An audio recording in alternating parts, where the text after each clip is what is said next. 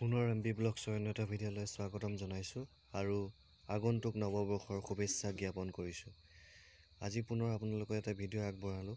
আজি ঘৰত আছিলোঁ, আজি ডিউটি নাছিলে, তাৰ বাবে ঘৰৰ কিছু কাম কৰিলোঁ আৰু অলপ ফুৰিবলৈ গ'লোঁ। ক'লৈ ফুৰিবলৈ গ'লোঁ, ঘৰত কি কৰিলোঁ, সম্পূৰ্ণ ভিডিঅ'টো দেখুৱাম আপোনালোকক। আপোনালোকে শেষলৈকে ভিডিঅ'টো উপভোগ কৰিব। আজি এই যান্ত্ৰিকতাৰ যুগত আমি সঁচাকৈ যন্ত্ৰৰ দৰে হৈ পৰিছোঁ।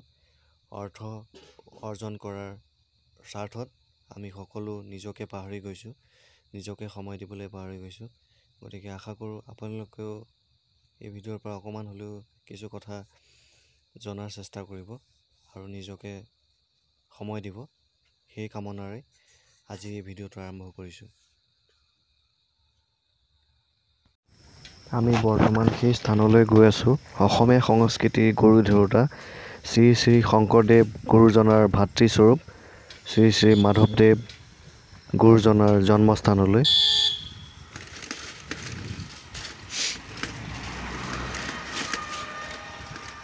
কিমান সুন্দৰ, কিমান প্ৰাকৃতিক দৃশ্য, কিমান সুন্দৰ, কিমান মনোমোহা। পথাৰবিলাক প্ৰায় আৰু মুকলিয়ে হৈছে আৰু কেইদিনমানৰ পিছতেই আমাৰ অসমীয়া সংস্কৃতিৰ এটা পৰম্পৰা ন খাব। এয়া দেখিছে প্ৰায় পথাৰ মুকলিয়ে হৈছে আৰু এই পথাৰেই গৈ আছোঁ। গ'লেই আমি শ্ৰী শ্ৰী মাধৱদেৱৰ জন্মস্থান পাম।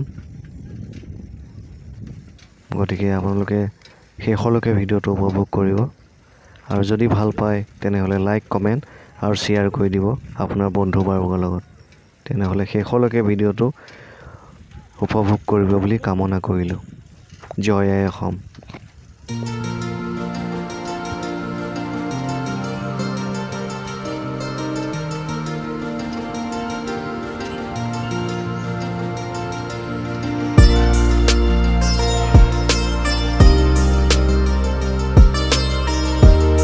আৰু এটা কথা ক'ব বিচাৰিছোঁ, সম্পূৰ্ণ মাধৱদেৱ জন্মস্থানৰ সম্পূৰ্ণ দৃশ্য আপোনালোকক দেখুৱাব নোৱাৰিম, তাৰ বাবে ক্ষমা কৰিব।